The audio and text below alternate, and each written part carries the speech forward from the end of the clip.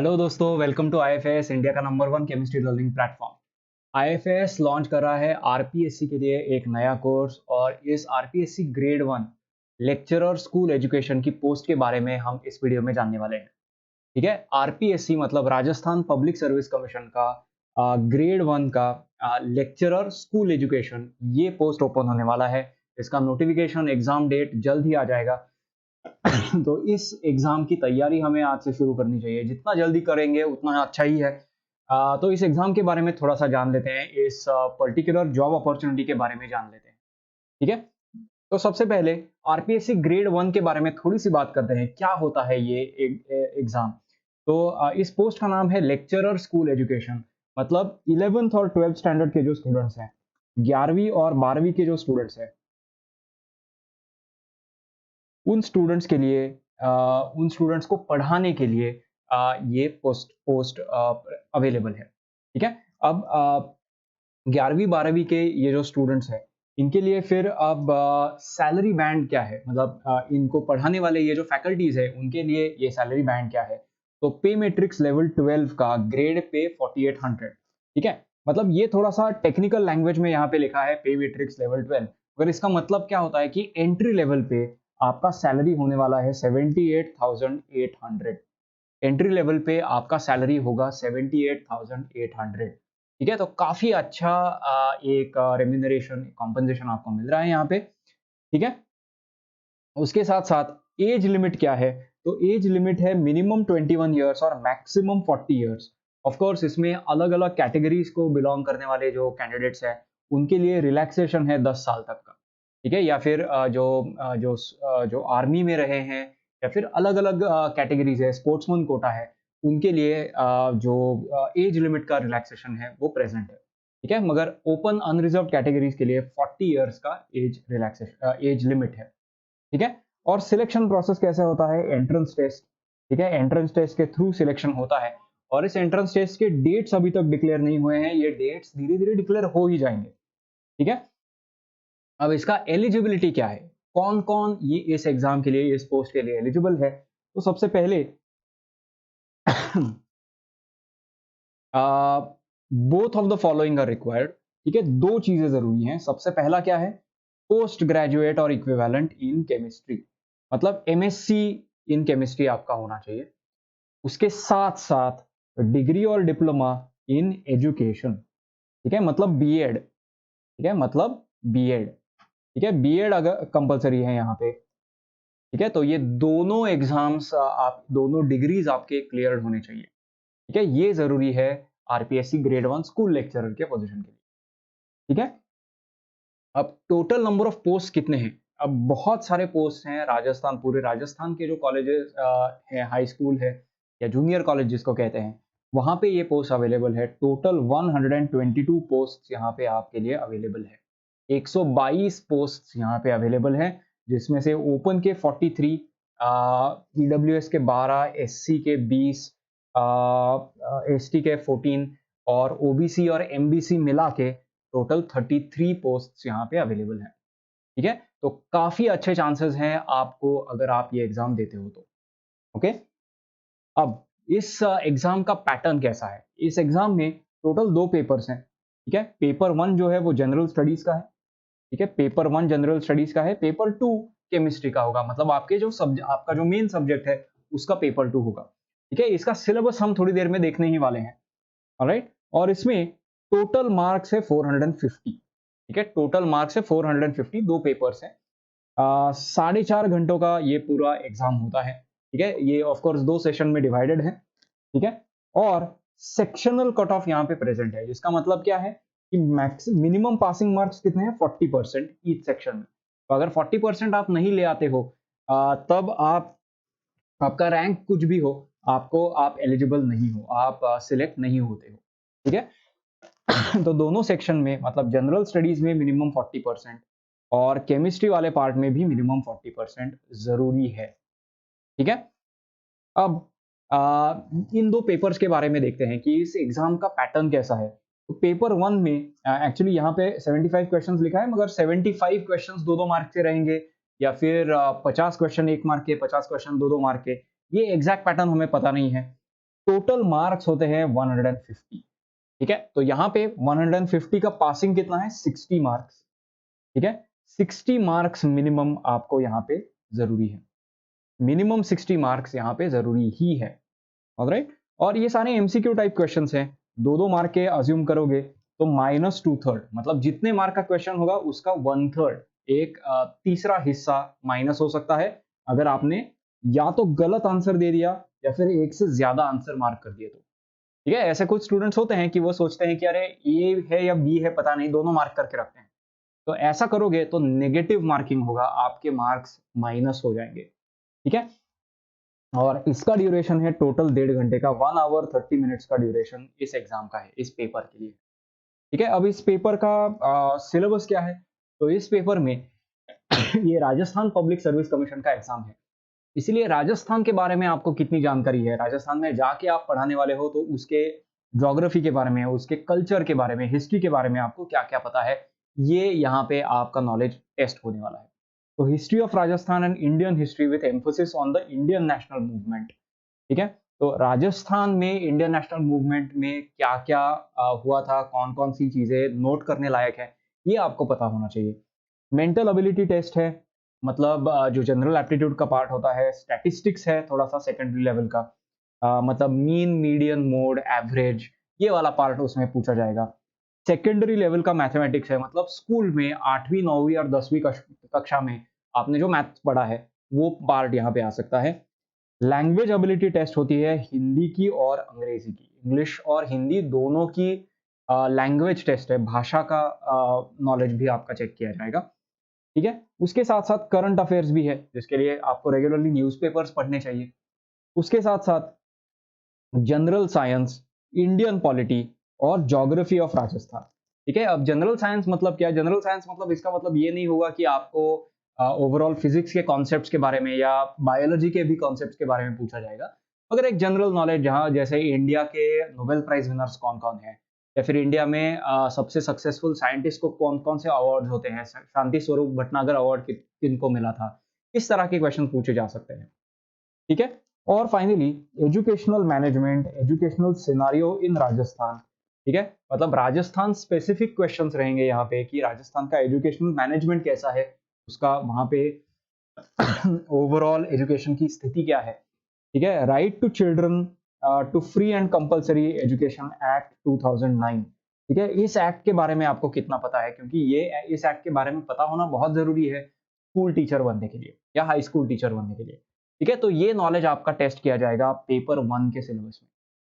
ठीक है, पेपर 1 के सिलेबस में ये आपका नॉलेज टेस्ट किया जाएगा। ठीक है, यहाँ पे या तो 100 क्वेश्चंस रह सकते हैं या फिर 75 क्वेश्चंस ऑफ 2 मार्क्स, ये डिपेंड करता है, ये उन्होंने एक्चुअली उनके सर्कुलर में जो अनाउंसमेंट हुआ था उसमें स्पेसिफाई नहीं किया है, मगर हमें इतना जरूर पता है कि ये टोटल 150 मार्क्स का पेपर है, इतना हमें जरूर पता है।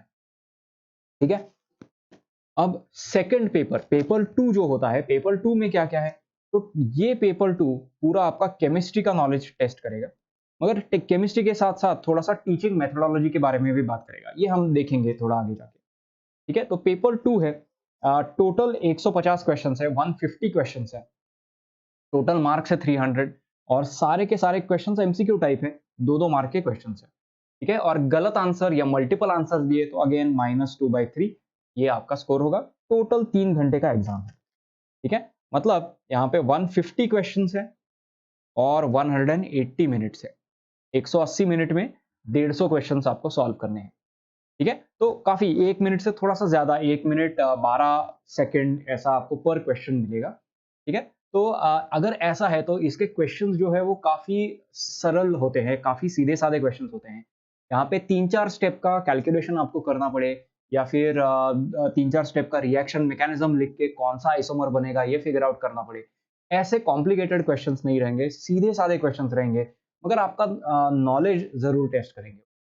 ठीक है, तो इसका सिलेबस देखते हैं। अब पेपर 2 के सिलेबस में आपको सीनियर सेकेंडरी, मतलब 11th और 12th स्टैंडर्ड का केमिस्ट्री होगा, उसके साथ साथ ग्रेजुएशन लेवल का, मतलब बीएससी का केमिस्ट्री आपको पूछा जाएगा, और उसके साथ साथ पोस्ट ग्रेजुएशन का भी थोड़ा सा केमिस्ट्री पूछा जाएगा, ये एमएससी का केमिस्ट्री। ठीक है। तो 11वीं 12वीं से लेकर एमएससी खत्म होने तक आपका पूरा नॉलेज यहाँ पे टेस्ट किया जाएगा, ठीक है। मगर फोकस होगा सीनियर सेकेंडरी और ग्रेजुएशन के क्वेश्चंस पे। पोस्ट ग्रेजुएशन के सिर्फ 10 क्वेश्चंस होते हैं 150 में से, ठीक है। तो इसका जो एक ब्रेकअप होता है क्वेश्चंस का, वो भी मैं धीरे धीरे आपको बताने वाला हूँ, ठीक है। तो पार्ट 1 सीनियर सेकेंडरी स्टैंडर्ड, मतलब 11वीं 12वीं के क्वेश्चंस अगर देखें तो 55 क्वेश्चंस टोटल होते हैं, ठीक है। मतलब टोटल 150 क्वेश्चंस है out of 150 questions, out of 150 questions 55 questions, 150 questions में से 55 क्वेश्चंस 11वीं 12वीं के लेवल के हैं।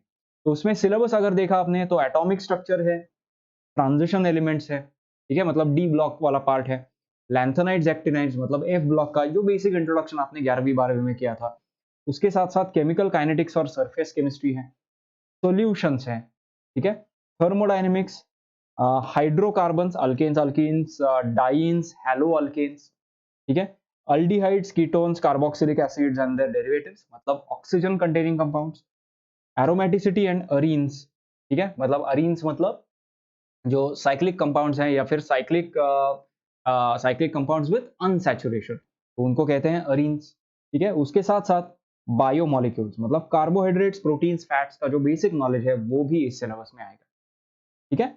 ये था 11वीं 12वीं का सिलेबस, 11th और 12th का सिलेबस। ये सिलेबस आप डायरेक्टली एनसीईआरटी के बुक से पढ़ सकते हैं, ठीक है। एनसीईआरटी के बुक्स में ये पूरा का पूरा सिलेबस होगा, ठीक है। अब इसके साथ साथ part 2 graduation standard, graduation standard मतलब क्या कि बीएससी लेवल के ये क्वेश्चंस हैं, ठीक है। और टोटल 150 क्वेश्चंस हैं, 150 में से 55 क्वेश्चंस यहाँ पे है, ठीक है। 150 में से 55 क्वेश्चंस ग्रेजुएशन स्टैंडर्ड के मतलब बीएससी लेवल के आएंगे, ठीक है। तो 110 क्वेश्चंस हो गए हैं जो 11वीं 12वीं और बीएससी के हैं, ठीक है। इसमें केमिकल बॉन्डिंग वाला पार्ट, अलग अलग हाइब्रिडाइजेशन के थियरीज या फिर बॉन्डिंग के थियरीज उसमें आ जाएंगे, कोऑर्डिनेशन कॉम्प्लेक्सेस, ठीक है। उसके साथ साथ coordination chemistry of lanthanides and actinides, ये एक पार्ट इंपॉर्टेंट है। उसके साथ साथ केमिकल डायनेमिक्स मतलब केमिकल काइनेटिक्स में जो एक थियोरेटिकल पार्ट होता है वो यहाँ पे आएगा। इलेक्ट्रोकेमिस्ट्री, ठीक है, वो पार्ट 11वीं 12वीं के सिलेबस में नहीं था, वो यहाँ पे आने वाला है। एंथैल्पी और एंट्रोपी मतलब थर्मोडायनेमिक्स यहाँ पे नया आ गया है। कॉन्फॉर्मेशंस एंड कॉन्फ़िगरेशन मतलब स्टीरियो केमिस्ट्री का पार्ट यहाँ पे आता है। नेम रिएक्शंस, इसमें इंटरमीडिएट्स आएंगे, इसमें रीअरेंजमेंट्स आएंगे, ठीक है, इसमें अलग अलग रिएजेंट्स भी आएंगे, ठीक है, जो स्पेशल रिएजेंट्स है स्पेसिफिक टाइप के ट्रांसफॉर्मेशंस करने के लिए, वो भी नेम रिएक्शंस में आ जाएंगे। उसके साथ साथ hello nitro amino arenes and diazonium salts मतलब यहाँ पे सारे नाइट्रोजन कंटेनिंग कंपाउंड्स है वो इस पार्ट में आ जाएंगे, प्लस पॉलीमर्स और ड्रग केमिस्ट्री, ये पार्ट भी इसमें आ जाता है, ठीक है। पॉलीमर्स और ड्रग केमिस्ट्री का पार्ट बहुत छोटा होता है, उसका वेटेज बहुत कम है, मगर बाकी सारा जो आप सिलेबस देख रहे हो उसका वेटेज जनरली ज्यादा होगा, ठीक है। वैसे ही पार्ट 3 में, पेपर 2 के पार्ट 3 में पोस्ट ग्रेजुएशन स्टैंडर्ड मतलब एमएससी का अगर आपने सिलेबस देखा तो यहाँ पे सिर्फ 10 क्वेश्चंस 150 में से एमएससी के होंगे। इसका मतलब यहाँ पे आप देख पा रहे हो कि 120 क्वेश्चंस केमिस्ट्री के होते हैं, उसमें से 110 क्वेश्चंस सिंपल केमिस्ट्री है, 11वीं 12वीं और बीएससी लेवल के होते हैं। जो टफ क्वेश्चंस है वो सिर्फ 10 क्वेश्चंस आते हैं, ठीक है। इसका मतलब केमिस्ट्री के सारे स्टूडेंट्स को ये एग्जाम क्रैक कर देगा अपॉर्चुनिटी है और चांसेस भी बहुत अच्छे हैं, ठीक है। तो इसमें क्या क्या आएगा, मॉलिक्यूलर ऑर्बिटल थ्योरी आएगा, एमओटी, ऑर्गेनोमेटालिक केमिस्ट्री आएगा, उसके साथ साथ सुपर हेवी एलिमेंट्स मतलब जो ट्रांस यूरेनिक एलिमेंट्स होते हैं उनका केमिस्ट्री आएगा, काइनेटिक्स और कैटालिसिस आएगा, इलेक्ट्रोकेमिस्ट्री का पार्ट होगा, इलेक्ट्रोकेमिस्ट्री में भी थोड़ा सा एडवांस इलेक्ट्रोकेमिस्ट्री यहाँ पे आएगा, concentration cells, Debye Huckel Onsager theory and so on. Thermodynamics का भी एडवांस पार्ट आएगा, थर्ड लॉ ऑफ थर्मोडायनेमिक्स यहाँ पे आएगा, मैक्सवेल्स रिलेशंस यहाँ पे आएंगे, सब्स्टिट्यूशन एंड एलिमिनेशन रिएक्शंस, ठीक है, या फिर alpha beta unsaturated aldehydes and ketones, इनके रिएक्शंस यहाँ पे आ जाएंगे। पेरिसाइक्लिक रिएक्शंस, ये एक नया कॉन्सेप्ट यहाँ पे आ जाएगा, और एनवायरमेंटल पोल्यूशन एंड स्पेक्ट्रोस्कोपी, ये एक बहुत छोटा सा हिस्सा यहाँ पे आ जाता है, ठीक है। तो ये है केमिस्ट्री का सिलेबस।